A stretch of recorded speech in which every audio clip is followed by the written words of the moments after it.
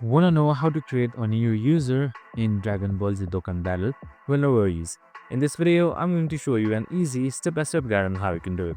It's super simple and under a minute, so let's get straight to it. Now, first things first, just simply install and open up your Dragon Ball Z game. So we have also created a video on how to do it, so make sure to watch it.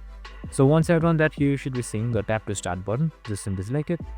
And once you've selected tap to start, here you should be seeing two options. You can just simply continue game or create a new game. So if you have previously saved data, you can just simply select continue game. But since we want to create a new user and a new game, just simply select new game right here. So once you've reviewed it, your new game should open up, and after a while it should load up with tutorials and much more where you can start playing.